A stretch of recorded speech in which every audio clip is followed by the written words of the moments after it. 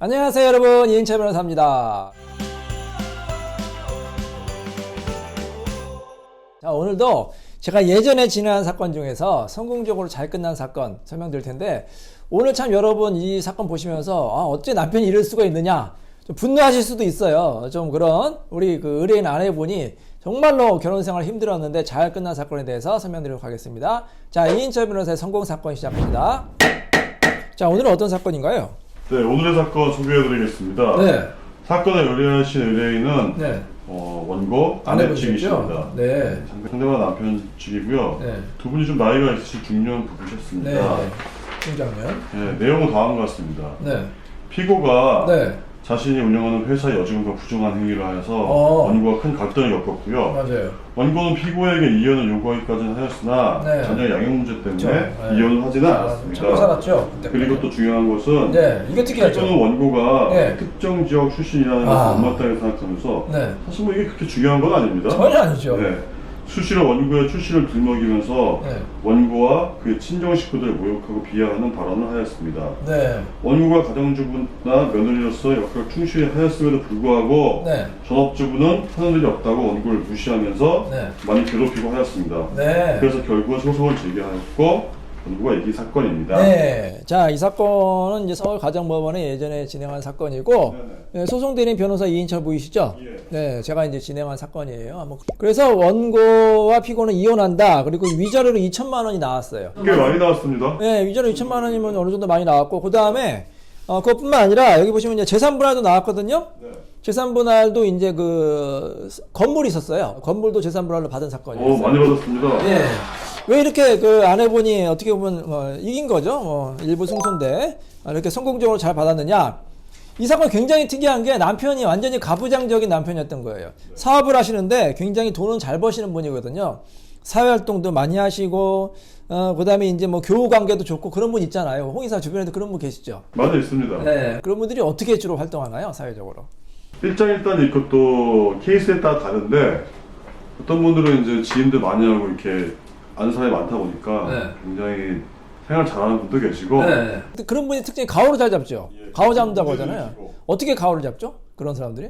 뭐 자신이 이제 재산을 뭐 내세운다든가 그러니까 집에서 이제 아내를 무시하는 거예요. 이제 정말로 밖에서는 성공한 사람이죠. 그래서 뭐 교우 관계도 좋고 사업도 뭐 이제 성공적으로 해서 이제 밖에서 소위 말해서 잘 나가는 남편인데, 안에서는 이제 집에서는 그렇지가 않은 거예요. 이제 여자 문제도 이제 많았고, 특히 아내가 아니 이게 무슨 요즘 시대에 무슨 지역 출신이라고 계속해서 그거를 이제 못마땅하게 생각하고 수시로 이제 출신을 들먹이면서 또 친정 식구들을 모욕하고 비하하는 발언을 하고, 그러니까 여러분 생각해 보세요. 아니 무슨 특정 지역이 무슨 문제가 됩니까? 요즘에 그런 얘기 했다가 큰일 큰일 납니다. 나죠. 근데 집에서도 정말 유치한 거죠. 아니 부인이 거기 알고 결혼한 거 아닙니까? 알고 결혼을 했는데 그거 가지고 무슨 지역이니 어쩌니 또 지역뿐만 아니라 뭐 또 학력을 무시하는 경우도 있고 가정교육을 잘 못 받았는 이렇게 무시하는 경우 있는데, 그거 아세요? 만약에 김대리 그 남편이 그러면 안 되겠지만 자꾸 본인의 뭐 출신, 학력, 뭐 가족, 그 친정을 무시해요. 비하한단 말이에요. 그럼 어떤 생각이 들까요? 여자 입장에서.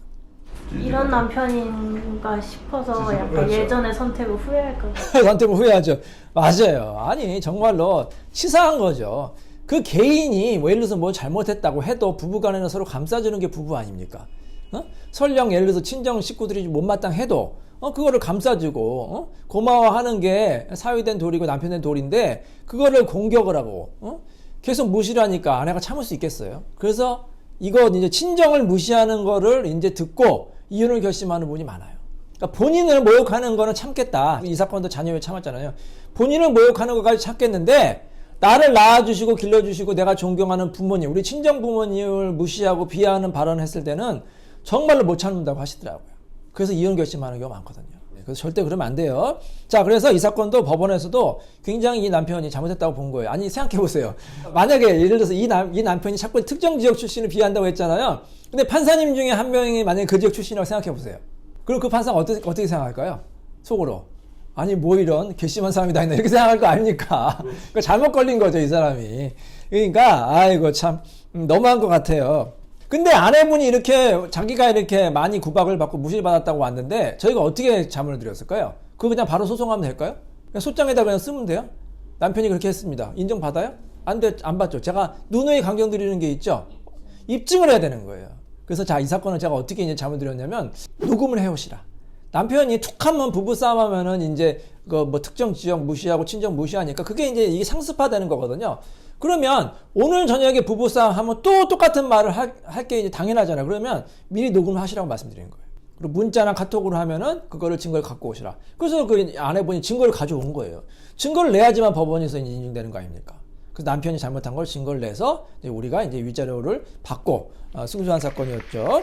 자, 그리고 재산 분할까지 받았거든요. 이제 건물까지 받은 그런 사건이었어요.